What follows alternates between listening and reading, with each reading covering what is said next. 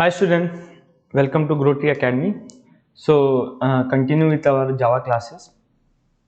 We will study in this lecture chapter 2 of 9th ICC which is Introduction to Java.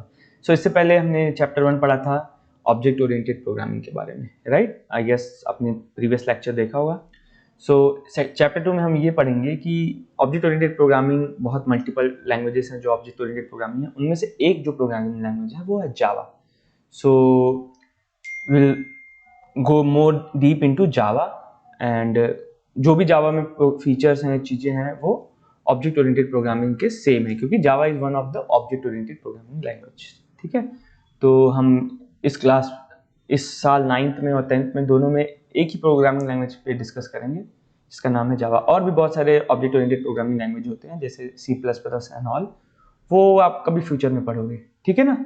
So introduction to Java. तो let's start what is Java. So हमने बात किया कि Java is हमने पढ़ा था there is generations of programming, first generation, second, और Java was a third generation programming language. ठीक है ना. और वो एक ऑब्जेक्ट ओरिएंटेड प्रोग्रामिंग लैंग्वेज है. ठीक है. And it can Java is used for many software development. ठीक है ना. और जावा जो है बहुत ही यूजफुल लैंग्वेज है फॉर बेसिकली एप्लीकेशन डेवलपमेंट और इंटरनेट. आप बोलोगे सर हम 10th में 9th में जावा ही क्यों पढ़ते हैं? बिकॉज पूरे वर्ल्ड में सबसे ज़्यादा यूज होता है ये language compare to all other language, right? So it's why we are studying Java. ठीक है. सो इस चैप्टर में हम जावा की हिस्ट्री के बारे में पढ़ेंगे. ठीक. और हम पढ़ेंगे how to run a Java program on BlueJ. अब बोलोगे सर ब्लूजे क्या है? ब्लूजे इज बेसिकली एक एनवायरनमेंट है जिसमें जावा के प्रोग्राम रन कर सकते हो. ऐसे बहुत सारे दुनिया में एनवायरनमेंट है, नेटबीन्स, इक्लिप्स, बहुत सारे ऐसे एनवायरनमेंट है. ठीक है ना. सो बट ब्लूजे ही क्यों हम यूज करते हैं? बिकॉज ये फ्री है. ब्लूजे इज फ्री और एज ए स्टूडेंट, ठीक है, स्पेलिंग फ्री है. सो एज ए स्टूडेंट आप इजिली इसको एक्सेस कर सकते हो, खरीदना नहीं पड़ता आपको. सो ब्लूजे एक एनवायरनमेंट है जहां आप जावा के प्रोग्राम रन कर सकते हो और this is the cheapest and simplest environment. ठीक. BlueJ environment. सो अब जावा की अगर हम बात करें तो जावा इज बेसिकली दो चीज है. Java is a programming language as मैंने बताया and it's also a platform. फिर आप बोलोगे व्हाट व्हाई, मतलब Java is both programming language and platform. Because अगर हम प्रोग्रामिंग लैंग्वेज की डेफिनेशन देखें तो वो होता है कि something which helps you in developing computer applications. ठीक है ना. तो जावा जो है, you can use Java to create computer application apps. जो आपके एंड्रॉयड ऐप्स में एप्स होते हैं वो जावा में लिखे जाते हैं. तो you can generate computer application या मोबाइल एप्लीकेशन. ठीक है ना. तो that's why it's a programming language. अब दूसरी चीज है Java is also platform. Platform क्या होता है? Platform is basically something like, जैसे आप बात करोगे विंडोज, विंडोज एक प्लेटफॉर्म है. तो प्लेटफॉर्म बेसिकली क्या होता है? एक हार्डवेयर और सिस्टम सॉफ्टवेयर का कॉम्बिनेशन. ठीक है. जैसे Windows is an operating system, it's a platform. तो जावा भी एक मिनी प्लेटफॉर्म है, उतना एडवांस विंडोज की तरह नहीं है, एक मिनी प्लेटफॉर्म है. क्यों? क्योंकि जावा जो है खुद एक अपना खुद के एक सॉफ्टवेयर प्रोवाइड करता है जिसको यूज करके आप बहुत ही अच्छे दूसरे सॉफ्टवेयर बना सकते हो. इसलिए जावा को प्लेटफॉर्म भी बोला जाता है. क्यों? क्योंकि जावा खुद से कुछ सॉफ्टवेयर प्रोवाइड करता है, एपीआईज प्रोवाइड करता है, जेडीकेस प्रोवाइड करता है और भी चीजें प्रोवाइड करता है जिसको यूज करके तुम अपना कंप्यूटर प्रोग्राम और बेटर बना सकते हो. So that's why it is also called a platform. So आप देखोगे Java platform is a software platform designed to deliver and run highly interactive, dynamic, secure application. So Java is also called a platform. Why? Because it gives you platform like features also. ठीक है ना. So it's not only a programming language कि आपको एक application बनाना है, language ऐसा है जिसे आप बहुत सारे लैंग्वेजेस की बात करोगे, C++, ये तो ये बस लैंग्वेज है कि मतलब वो आपको कुछ देगा, आप उसको कंपाइल करोगे, रन करोगे, प्रोग्राम लिखोगे उस लैंग्वेज में और वर्क करेगा. बट वो प्लेटफॉर्म नहीं है. बट जावा के साथ क्या है, वो पूरा एक प्लेटफॉर्म है. बैकग्राउंड में आपको सिक्योरिटी की कुछ फीचर्स देता है. JVM नाम का एक होता है जो जावा प्लेटफॉर्म का बहुत इंपॉर्टेंट कंपोनेंट है. तो ऐसी बहुत सारी चीजें जो जावा देता है and that's why it is also a platform. ठीक है ना. तो remember Java is also programming language and a platform. So अब कुछ हिस्ट्री की बात करते हैं. जावा इनिशियली 1991 में ओरिजिनल डेवलप किया गया था और उसका नाम जो था वो था ओक. ठीक. फिर 1993 में इंटरनेट आया. ये world wide web basically means internet. ठीक है ना. तो इंटरनेट आया एंड उसके बाद जावा बहुत ही ज़्यादा यूज़ किया जाने लगा बिकॉज इंटरनेट आने की वजह से, ब्राउज़र्स के आने की वजह से और एप्लीकेशंस की ज़रूरत, कंप्यूटर एप्लीकेशंस की ज़रूरत पड़ने लगी. So after Internet Explorer Java जो है और पॉपुलर हो गया and it was actually named from Oak to Java again. Not again, मतलब पहले तो ओक ही नाम था, बाद में जावा कर दिया गया. ठीक है ना. उसके बाद में कुछ 1996 1997 जेडीके आए. अच्छा, ये कॉमन टर्म से आप बहुत ज़्यादा सुनोगे, जेडीके, इधर जेडीके और एपीआई और जेआरई. ये बेसिकली क्या है? जेडीके का मतलब होता है डेवलपमेंट, जावा डेवलपमेंट किट. ठीक है, किट, जावा डेवलपमेंट किट. और ये भी लाइब्रेरीज होते हैं कुछ, और प्रोग्रामिंग इंटरफेस. सो बेसिकली ये सब है क्या? एक्चुअली ये सब लगभग सिमिलर चीज़ें हैं. वो बेसिकली मीन्स कि जो आपको जावा प्रोग्राम लिखने में हेल्प करे उसको बोलते हैं जेडीके. और ठीक है, और एक्चुअली दो पार्ट होते हैं इसमें, जेडीके एंड एपीआई. तो जावा डेवलपमेंट में जो हेल्प करे, जो उसका प्लेटफॉर्म पार्ट है, उसको बोलते हैं जेडीके. ठीक है. और एपीआईज क्या होते हैं? जो जिन लाइब्रेरीज को आप यूज करके जावा प्रोग्राम आसानी से लिख लो. सो जेडीके, एपीआई, जेआरई, ये सब बेसिकली क्या है? ये जावा का पूरा एनवायरनमेंट है, राइट. एक प्रोग्रामिंग एनवायरनमेंट और एक प्लेटफॉर्म एनवायरनमेंट. और ये जो है सबसे पहला एनवायरनमेंट आया तब जावा में कोई प्रोग्राम, जेडीके 1.1 आया तो वो कुछ एक सपोर्ट सिस्टम दिया कि आप प्रोग्रामिंग जो है और आसानी से लिख सको. So JDK 1.1 was launch, 1.3 was launch. ये अलग अलग वर्जन्स हैं. ठीक है ना. तो अलग अलग जेडीके प्लेटफॉर्म्स अलग अलग लॉन्च करते गए, हर एक उसमें अलग अलग अपडेट्स आए ताकि आपकी जावा प्रोग्रामिंग और आसान हो जाए. ठीक है ना. जैसे आप विंडोज़ की बात करो तो विंडोज़ 95, 98, 2000, 2002, 2005, 2008, 7 ऐसे अपडेट होता रहा है ना. इसी तरह जावा भी अपडेट होता रहा है. तो ये उसकी हिस्ट्री है. जेडीके 1, 2 अलग अलग चीज़ें आई. ठीक है ना.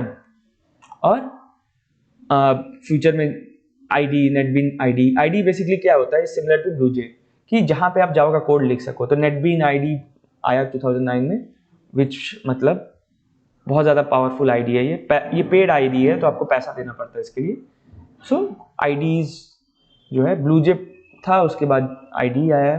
ओके. तो ये जावा की हिस्ट्री है. धीरे धीरे करके जावा इवॉल्व हुआ, 2018 तक हम पहुंच चुके हैं और लेटेस्ट वर्जन ऑफ जावा के कुछ जेडीके, जेआरई और चल रहे हैं. ठीक है, जो अप टू डेट है.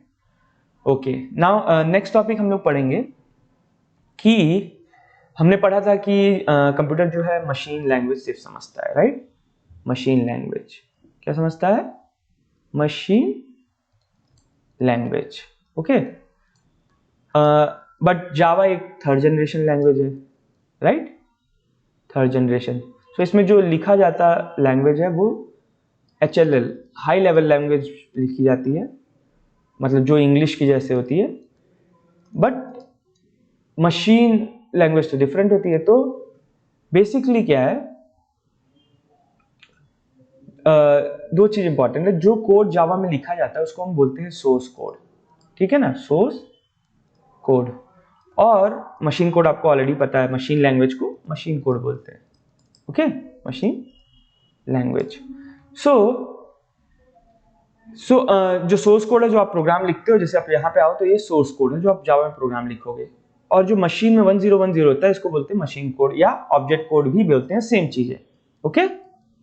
तो जनरली पुराने प्रोग्रामिंग लैंग्वेज जावा से पहले क्या था, चीजें कैसे कंपाइल होती थी? अब सोर्स कोड में कोई चीज लिखते तो एक कंपाइलर होता था जो उसको पूरा ट्रांसलेट कर देता था मशीन कोड में. ठीक है ना.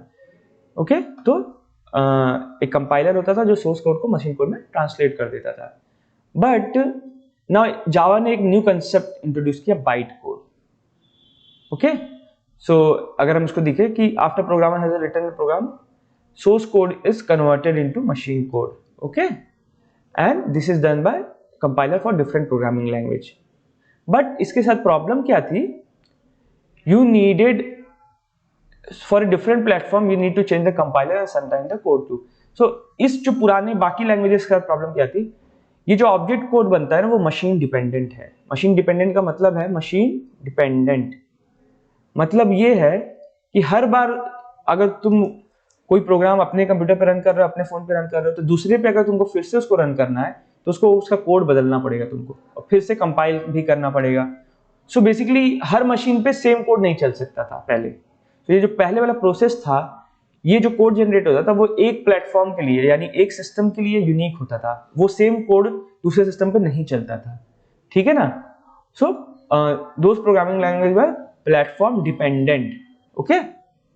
बट जावा ने ये चीज इंट्रोड्यूस किया what is called as byte code, जिसके हेल्प से प्रोग्राम को प्लेटफॉर्म इंडिपेंडेंट बना दिया जाता है, ठीक है ना। सो वो कैसे होता है, वो बेसिकली एक वर्ड है bite code. So basically Java का कंपाइलेशन प्रोसेस कैसा है कि सोर्स कोड जो है, सोर्स कोड वो कंपाइल होके ऑब्जेक्ट कोड नहीं बनाता है, ठीक है ना, वो बनाता है बाइट कोड, ठीक। और बाइट कोड जो है प्लेटफॉर्म, हर प्लेटफॉर्म के लिए सेम होता है। तो ये बाइट कोड जो बना, इसको जावा में कंपोनेंट होता है Java virtual machine. Java virtual machine मतलब जावा एक नकली मशीन, वर्चुअल मतलब नकली मशीन। तो एक जेवीएम इसको उठाता है और जिस भी प्लेटफॉर्म पे जेवीएम रन हो रहा है या जावा रन हो रहा है, इस बाइट कोड को उठाता है और उस प्लेटफॉर्म के लिए करस्पॉन्डिंग मशीन कोड बना देता है, मशीन कोड। सो अभी देखोगे इसमें डिफरेंस क्या आ गया कि बाइट कोड जो है, जो जावा प्रोड्यूस कर रहा है, वो सबके लिए सेम होगा, ठीक, सबके लिए सेम होगा। अब ये जावा का जो जेवीएम है, जावा वर्चुअल मशीन है, वो हर कंप्यूटर पे अलग अलग है। वो उसको समझ में आता है कि ये बाइट कोड जो सेम था उसको कैसे मशीन कोड में कन्वर्ट करना है। तो इससे फायदा क्या हुआ कि सोर्स कोड जो है हमेशा सेम आप रख सकते हो, और सोर्स कोड से जो बाइट कोड बनेगा वो भी सेम रहेगा। बाकी जावा खुद अपने आप में टेक केयर कर लेता है कि इस जो सेम बाइट कोड है उसको मशीन डिपेंडेंट मशीन कोड में कैसे बदलना है, ठीक है ना।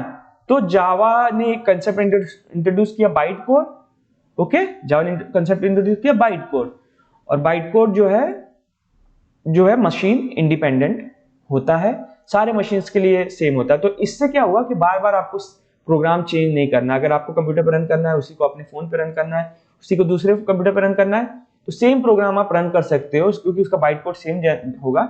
जावा का उसका जावा जेवीएम जो होगा वो अलग अलग होगा।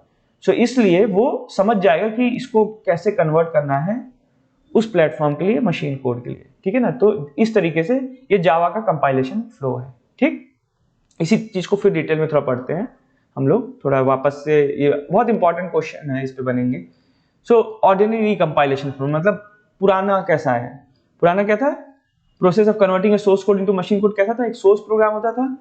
अब हर कंप्यूटर के लिए, हर एक सिस्टम के लिए, हर एक प्लेटफॉर्म के लिए अलग अलग कंपाइलर होता था, और ये अलग अलग मशीन कोड जनरेट करता था, ठीक है ना, और अलग अलग कंप्यूटर पे रन करता था। तो यानी जो प्रोग्राम है उसको बार बार तुमको कंपाइल करना पड़ेगा ताकि वो बार बार अलग जगह पे रन करे, ठीक है ना। तो जो फाइनली जो कोड बनता था वो मशीन कोड होता था, उसको बोलते थे नेटिव एक्जीक्यूटेबल कोड, वो डिफरेंट होता था सबके लिए, राइट।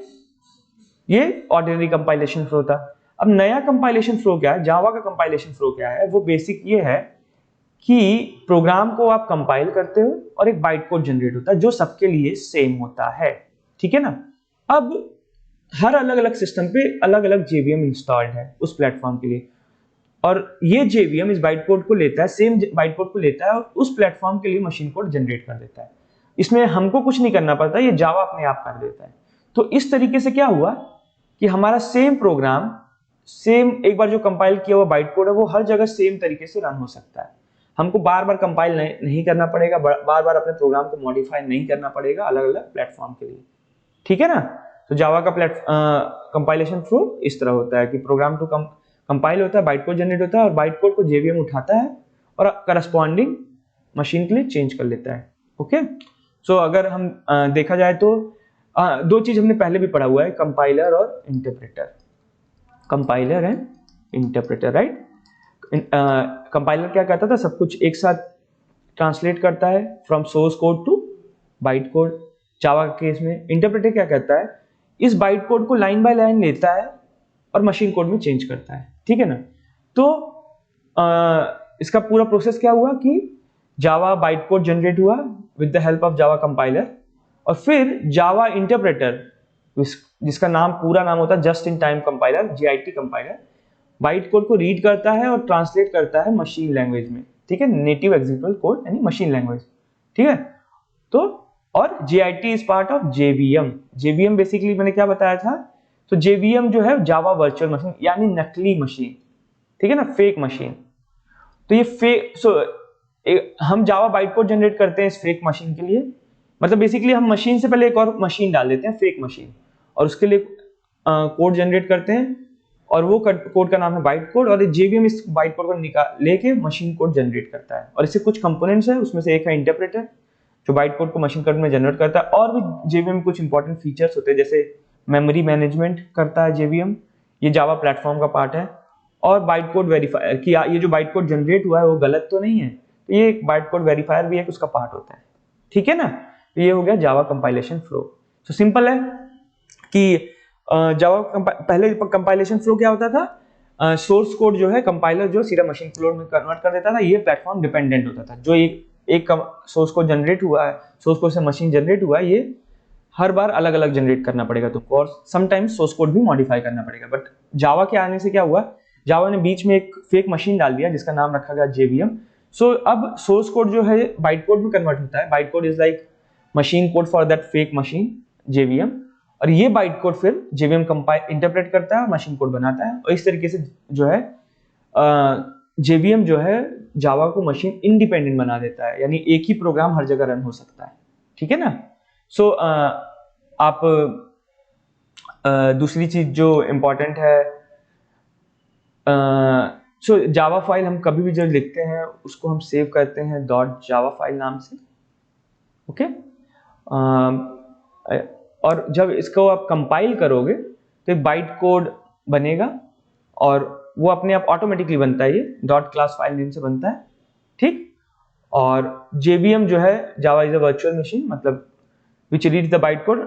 सो JVM जो है इंपॉर्टेंट कंपोनेंट है, फेक मशीन जो है which reads the byte code and interpret into machine language, ठीक है ना। और मशीन लैंग्वेज में जिस भी सिस्टम पे JVM या जावा रन हो रहा है उसमें कन्वर्ट करता है, ठीक है ना। और JVM का एक पार्ट है just in time compiler which is interpreter, जो line by line piece by piece जो है मशीन कोड में कन्वर्ट करता है बाइट कोड को, ठीक है ना। ओके, इसका हम प्रैक्टिकल भी देखेंगे थोड़ा। नाउ नेक्स्ट चीज हम लोग डिस्कस करते हैं कैरेक्टरिस्टिक्स ऑफ जावा। सो अभी हमने पढ़ा कि जावा जो है मतलब चीजों को मशीन इंडिपेंडेंट बना दे रहा है, तो उसमें क्या क्या फीचर्स है, राइट वन रन एनीवेयर, मतलब इस नाम में क्लियर है कि एक बार लिखो और हर जगह चलाओ। क्यों, अभी मैंने बताया कि Java makes your code platform independent, हर डिफरेंट प्लेटफॉर्म पे सेम कोड चला सकते हो, right, because of JVM and byte code. तो इसलिए Java is a write one run anywhere code. दूसरा चीज है लाइट वेट कोड। अब जावा अपने आप कुछ JDK APIs और कुछ ऐसी चीजें देता है जिसकी वजह से तुमको मिनिमम कोडिंग करनी पड़ती है, सब कुछ ऑलरेडी इनबिल्ट है, तो इसलिए no huge coding is required, इसलिए जावा जो है लाइट वेट कोड है, ठीक। जावा कुछ सिक्योरिटी फीचर्स अपने आप प्रोवाइड करता है, इसलिए मैंने बोला ना जावा इज ऑल्सो प्लेटफॉर्म जो मेमोरी मैनेजमेंट करता है, सिक्योरिटी फीचर्स देता है कि एक जावा प्रोग्राम दूसरे जावा प्रोग्राम को किसी चीज़ों को ना एक्सेस कर ले, या जावा जो है एक्स्ट्रा मेमोरी ना यूज़ कर ले, या इस टाइप की सिक्योरिटी फीचर्स प्रोवाइड करता है जावा, ठीक है ना। और दूसरी चौथी चीज़ है Java is an object oriented program language, आपको पता ही है, तो अगर वो ऑब्जेक्ट ओरिएंटेड प्रोग्रामिंग लैंग्वेज है तो it will replicate real world object, ठीक है ना। और फिफ्थ चीज जो कि same as one, platform independent. Java is essentially platform independent, मतलब किसी प्लेटफॉर्म पे डिपेंडेंट नहीं है, एक बार कोड लिखो और वो सेम कोड हर जगह रन हो जाएगा, ठीक है ना। ऐसा नहीं है कि आपने कोई प्रोग्राम लिखा और वो प्रोग्राम आपके टीचर के सिस्टम पे नहीं रन होगा, वो रन होगा, नहीं तो टीचर उसको गलत कर देता है, राइट, रॉन्ग। सो जावा में लिखा हुआ हर प्रोग्राम सबके लिए सेम होता है और हर जगह सिमिलरली रन होता है, ठीक है ना। ओके, और जावा का प्रोग्राम आप कहाँ लिख सकते हो, आप कोई भी एडिटर लाइक नोटपैड और समथिंग लिख के कमांड लाइन से, यानी जो काला स्क्रीन होता है CMD से आप रन कर सकते हो, लेकिन थोड़ा अच्छा दिखने के लिए आप ब्लूजे यूज करते हो। ब्लूजे एक एडिटर है जिसमें आप जावा का प्रोग्राम रन कर सकते हो और बटन के हेल्प से उसको कंपाइल और रन कर सकते हो, ठीक है। तो हम इसके बाद पढ़ेंगे BlueJ के बारे में, ठीक। सो आई थिंक एक ठीक ठाक बेसिक्स हमने कवर किया है। प्रैक्टिकल भी हम इस चीज़ पे थोड़ा सा देखेंगे। अब हम थोड़ा सा इंट्रोडक्शन आपको फास्ट में ये बता देते हैं, इसका प्रैक्टिकल हम बताएंगे, ठीक है ना। सो इसके लिए मुझे BlueJ अगर आप लोग के पास हो तो इसके बाद थोड़ा सा BlueJ के ऊपर इंट्रोडक्शन है। Let's see, okay. So BlueJ के ऊपर थोड़ा सा इंट्रोडक्शन है इसमें। सो अब हम एक्चुअली इसको दो पार्ट में डिवाइड कर देते हैं, नेक्स्ट चैप्टर में इसको पढ़ते हैं। सो नेक्स्ट लेक्चर में हम लोग कवर करेंगे how to write a simple Java program in BlueJ, ठीक है। तो मैं प्रैक्टिकल से कोशिश करूंगा इस चीज़ को थोड़ा सा दिखाऊं, राइट। एंड उसमें थोड़ा सा थियरी जो है, थोड़ी सी थियरी हम कवर कर लेते हैं अभी, ताकि प्रैक्टिकल्स में थोड़ा आसान हो कि जावा प्रोग्राम दिखता कैसे है। जावा प्रोग्राम कैसा दिखता है, उसमें एक क्लास हेलो वर्ल्ड, ये जो है इसको बोलते हैं क्लास डिक्लेरेशन, ठीक है। क्लास एक कीवर्ड है जो अभी आप लोग बाद में पढ़ोगे, बहुत सारी चीजें इसमें आप बाद में पढ़ोगे, लेकिन आपको एक स्ट्रक्चर पता होना चाहिए कि क्लास नेम और क्लास का नाम, फिर एक ओपन ब्रैकेट और इसका करस्पॉन्डिंग क्लोज ब्रैकेट यहाँ पे। बेसिकली ये बोलता है कि क्लास यहाँ शुरू होता है और यहाँ एंड होता है, ठीक है ना। फिर इसको बोलते हैं method declaration, public static void या public void. Basically method is like इस क्लास में ये क्लास कौन कौन सा काम कर सकता है, what work it can do. तो इसमें एक मेथड है पब्लिक वॉइड से हेलो, ठीक है ना। तो ये मेथड का नाम हो गया, और इसके अंदर मेथड के अंदर वो सारे स्टेटमेंट्स लिखते हो, बॉडी ऑफ मेथड बोलते हैं इसको, जो तुमको एग्जीक्यूट करना है, ठीक है ना। तो अगर आप इसमें एक स्ट्रक्चर बोलोगे तो क्या बोलोगे, ये ऊपर जो है इसको कमेंट बोलते हैं। कमेंट मतलब ये बेसिकली आपको समझाने के लिए होता है कि जो ये प्रोग्राम को रीड कर रहा है तो समझ जाए कि ये प्रोग्राम किस चीज़ का है।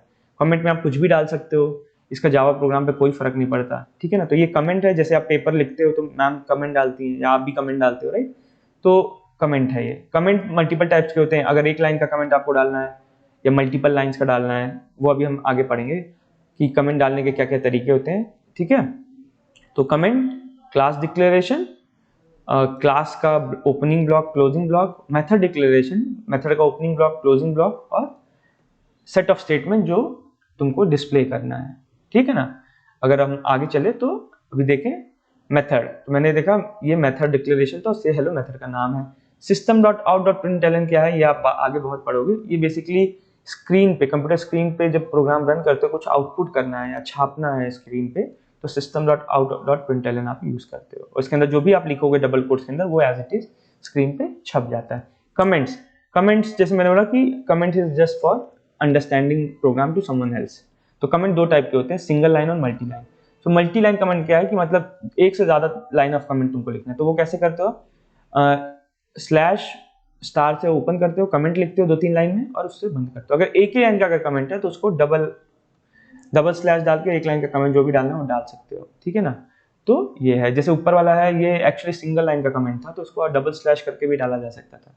और अगर आप एक लाइन से ज्यादा कमेंट है, बहुत लंबा चौड़ा समझाने को है, तो आप एक स्टार जो है फॉलो बिफोर वन स्लैश आप डाल सकते हो, ठीक है ना। ओके, अब दूसरी इसके बाद हम एक टॉपिक पढ़ेंगे टाइप्स ऑफ जावा प्रोग्राम। तो जावा प्रोग्राम एक्चुअली दो टाइप के होते हैं। वन इज जो इंटरनेट पे रन होता है, आप कुछ वेबसाइट पे जाओगे तो वहाँ पे इंटरनेट पे जावा प्रोग्राम्स रन होते हैं, उनको बोलते हैं इंटरनेट एप्लेट। और दूसरा होता है स्टैंड अलोन एप्लीकेशन, जैसे आप जो फोन पे ऐप चलाते हो या बहुत सारे ऐप्स जो आप लैपटॉप पे चलाते हो, वो स्टैंड अलोन एप्लीकेशन होते हैं। स्टैंड अलोन एप्लीकेशन मतलब जो आपने आप में इंडिपेंडेंटली रन हो जाए। स्टैंड अलोन मतलब खुद से खड़ा हो जाए, इंडिपेंडेंटली रन हो जाए। तो जावा प्रोग्रामर जो है दो टाइप के होते हैं, एक स्टैंड अलोन एप्लीकेशन होता है, जैसे ऐप्स होते हैं जो फोन में ऐप, एंड्रॉइड ऐप है, जितने ऐप्स हैं मोस्टली सब जावा एप्लीकेशंस होते हैं, स्टैंड अलोन एप्लीकेशन। और कुछ जावा प्रोग्राम जो है इंटरनेट एप्लेट्स होते हैं, जो अगर आप किसी वेबसाइट पे जाओ, ग्रोटरी एकेडमी या समथिंग, वहां पे अगर कोई जावा प्रोग्राम लिखा गया है, कुछ आपको डिस्प्ले दिख रहा है, कुछ लॉगिन यूजर नेम पासवर्ड या इस तरह का कोई चीज मांग रहा है, इस टाइप की चीजें, तो वहां पे भी आप जावा का प्रोग्राम का यूज कर सकते हो, वो उसको बोलते हैं इंटरनेट एप्लेट, ठीक है। तो आप क्या बोलोगे, internet applets are small program that are embedded in web pages. मतलब वेबसाइट पे जाओगे, वेब पेज पे जाओगे तो वहां पे कुछ चीजें जावा प्रोग्राम उसमें लिखे हुए हैं, ठीक है ना, जो उस वेबसाइट को हेल्प करते हैं रन करने में, तो उसको बोलते हैं जावा एप्लेट्स, ठीक है ना। और ये कहाँ रन हो सकता है, ओनली जावा कैपेबल ब्राउजर, जो जावा एनेबल्ड ब्राउजर्स हैं बस वही उसको रन कर सकता है, ठीक है ना। और ये है जावा एप्लेट्स। और इसका थोड़ा सा एक प्रॉब्लम है, Java applets are some security restrictions, ठीक है ना। वो जावा क्योंकि आपका लोकल सिस्टम पे नहीं रन कर रहा है, मतलब आपके जैसे ऐप्स आपके लोकल फोन पे या उस पर रन होते हैं ना, तो वेबसाइट पे कोई चीज़ अगर हो रही है तो वो चीज़ जो है आपके लोकल कंप्यूटर पे सेव नहीं हो सकता है, लोकल सिस्टम पे नहीं रख सकता, और इसीलिए जावा स्टैंड अलोन एप्लीकेशंस की ज़रूरत होती है, ठीक है ना। It's more interesting. So stand alone application सब कुछ है जो आप लैपटॉप पे फ़ोन पे देखते हो, ये सब है, ठीक है ना। और एक स्टैंड अलोन एप्लीकेशन में हमेशा एक मेन मेथड होता है, इसमें मैंने भी बताया ना कि ऊपर जो जावा कोड लिखा हुआ है तो इसमें मेथड्स हैं, पब्लिक स्टैटिक, पब्लिक वॉइड से हेलो, ये एक मेथड नेम है। इसी तरह एक मेथड नेम है which is called as main, ये स्टैंड अलोन एप्लीकेशन में रिक्वायर्ड होता है, ठीक है ना। ओके, सो आई थिंक ये थियरी है। इसके बाद हम लोग क्या पढ़ेंगे, ब्लूजे एक एडिटर है, इंटीग्रेटेड डेवलपमेंट एनवायरनमेंट, ओके। और इसके ऊपर प्रैक्टिकल करेंगे, इसकी थोड़ी थियरी देखेंगे। इसमें बेसिक्स है, how to start a BlueJ, how to create a BlueJ project, और how to add a new class, and editing a class code, compiling. So ये नेक्स्ट क्लास का पार्ट होगा, सेविंग। सो बेसिकली एडिटर पे use, how to use BlueJ editor, I think आप most of लोग में भी शायद यूज किए हो, लेकिन फिर भी हम इसको कवर करेंगे, ठीक है ना। और फिर लास्ट में हम लोग बोलेंगे कि मेथड में जो अभी हमने थोड़ी बात की वो क्या होता है, और चैप्टर एंड हो जाएगा नेक्स्ट क्लास में, ठीक। सो वेट फॉर नेक्स्ट लेक्चर, ठीक है। आई गेस सब कुछ आपको अंडरस्टैंड हुआ होगा। इस चैप्टर में हमने पढ़ा कि जावा की हिस्ट्री क्या रही है, जावा का कंपाइलेशन फ्लो कैसा है, पहले कंपाइलेशन फ्लो कैसे होते थे, जावा का एक बेसिक प्रोग्राम दिखता कैसे है, और जावा एडिटर के बाद में हम बाद में बात करेंगे। हमने ये भी पढ़ा single line multi line comments क्या होते हैं, दो टाइप्स ऑफ जावा एप्लीकेशन क्या होते हैं, स्टैंड अलोन और इंटरनेट एप्लेट, ठीक है ना। Okay, bye bye.